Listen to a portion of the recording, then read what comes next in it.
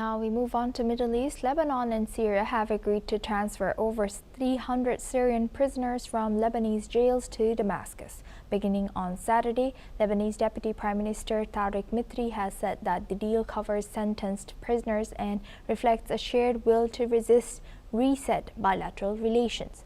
Syrian Justice Minister Mazhar al-Weiss has added that Damascus will address their other detainees not included in the current agreement. The officials described the move as a practical step towards justice and improved coordination between the two countries. Estimates put Syrians in Lebanese prisons at around 2,500 people, making up nearly one-third of the country's prison population. Let's listen in. الاتفاقية التي وقعنا عليها اليوم تشبه كل الاتفاقيات الدولية التي تقول بتسليم المحكوم إلى بلده على أن يكمل محكوميته. نعلن اليوم عن خطوة مهمة على طريق العدالة تمثلت بمعالجة أوضاع المحكومين، وهم من أمضوا فترات طويلة في السجون، وكانت أوضاعهم من أكثر الحالات تعقيداً من الناحية القانونية. Now for this we welcome Mr. Sol Sadka. He's a political commentator, joins us live from Tel Aviv. Thank you very much, Mr. Sadka, for joining us again. Good to see you. Good to be with you today. Thank you. Now looking at Lebanon and Syria, how significant is this coordination that's taking place, and why do you think they couldn't do this sooner?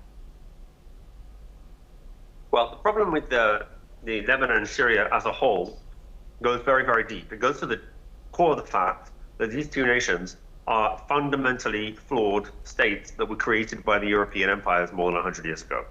As a result, they are divided into various ethnic factions that are at war with themselves and each other. And so the fact that they are making this coordination now is very nice to see, but most likely within a matter of weeks or months or most years, it will again fall apart into another level of bloodshed and chaos.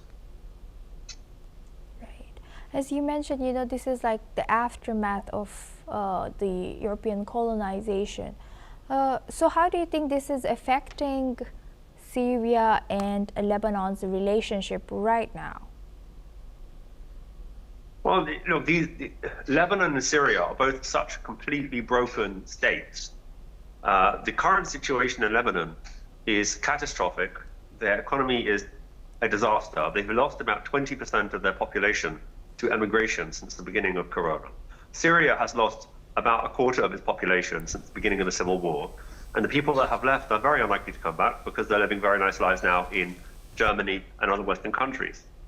So they've lost the best and the brightest, and they are riven by tribal factionalism. So these two countries can make a deal, but these deals aren't really meaningful. They don't have any geostrategic worth or relevance, really. The only way forward for these countries is to try and uproot the various jihadi organizations that are part of their governments. But that's going to be very hard, particularly in Syria, since the man currently running Syria is claiming to be a reformed jihadi, and yet there is very limited evidence of that case. Right. And as today we saw French minister visiting Lebanon, or saying that we want to support Lebanon and its armies. How do you see Lebanese army's capacity today, as they are unable to protect their sovereignty while they have decided to release these prisoners to another nation, or to return them to their countries? Well, exactly like you say, it's absurd. The core element of having a sovereign state is that you have a monopoly on the use of force.